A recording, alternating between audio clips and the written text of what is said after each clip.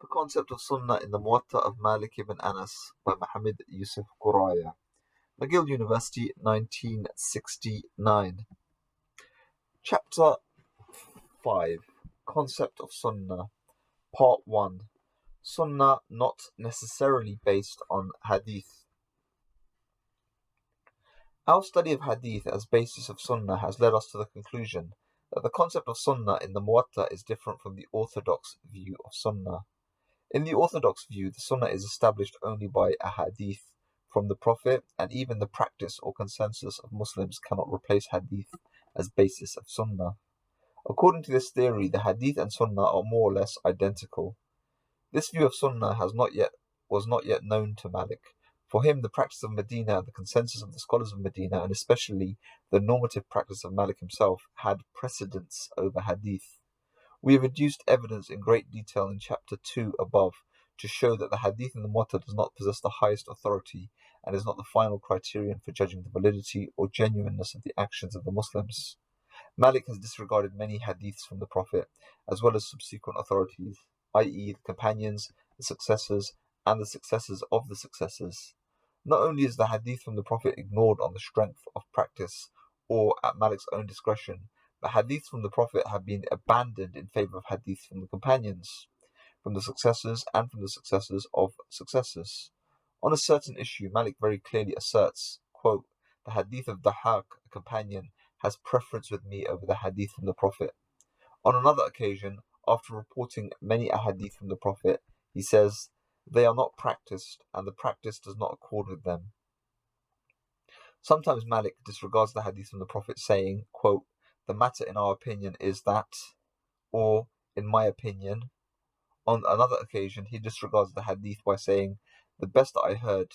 At another place, in the face of a hadith from the Prophet, he says, this hadith has been reported, and I do not know that what it is in reality.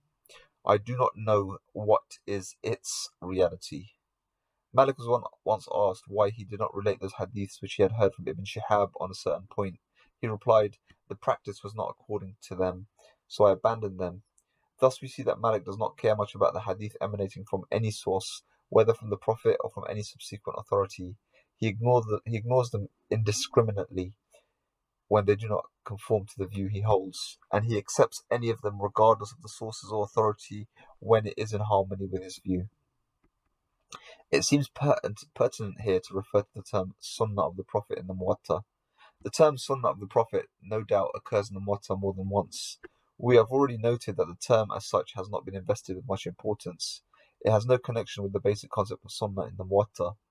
Further, it has never been applied as a criterion for judging the validity of the Sunnah prevalent in Medina, not to speak of being considered the highest criterion besides the Qur'an. So much for the internal evidence. As for the external evidence, the following authorities are very important: Abu Yusuf al-Shaybani, al-Shafi'i, al-Rabi' ibn al-Qasim, Shah Waliullah of Delhi.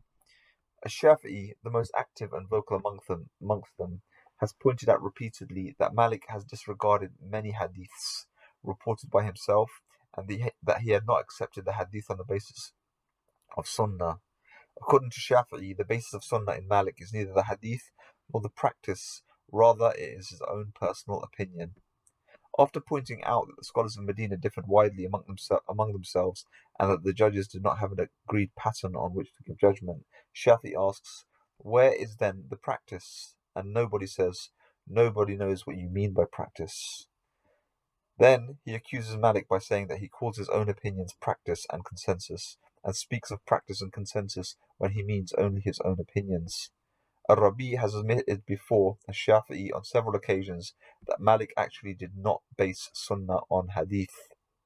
He clearly says, quote, "Our doctrine is not to follow the hadith as conclusive argument from the Prophet, from the companions, and from the successors." Ibn al-Qasim very clearly has said that Malik did not follow a certain hadith because it was not corroborated by practice. Had it been corroborated by practice, it would have been right to follow it. Muhammad ibn Hassan al-Shaybani, anticipating al-Shafi'i, has vehemently criticized Malik on the grounds that Malik ignored hadiths reported and recorded by himself. He has also pointed out that when Malik sets aside hadith on a given issue, he did not quote another hadith on the issue, but followed what he liked. Shaybani, to substantiate his view, has cited an example where Malik, contradicting a hadith reported by himself, has maintained that the resident is not allowed to wipe his shoes for ablution. On the issue of passing across a person engaged in prayer, Malik gives his opinion against many hadiths reported by himself. After quoting these hadith and Malik's opinion, Shaybani says, this is a clear proof of the fact that Malik ignores hadiths to follow what he likes, and further points out that there are many occasions where Malik demonstrates this practice, and if he wants to elaborate this point, he can quote many hadiths which Malik has disregarded. Shah Waliullah has pointed out that Sunnah in the Muwatta was not the outcome of the hadith, rather it was based on certain principles deduced by Malik from unknown sources. From the internal and external evidence produced above, it becomes abundantly clear that the concept of Sunnah in the Muwatta is fundamentally different from the Sunnah in the orthodox view. In the Muwatta, the hadith is one of the arguments accepted or discarded at discretion of Malik, whereas in the orthodox view, the hadith possesses the highest authority and is the final argument. Stay tuned for many more parts.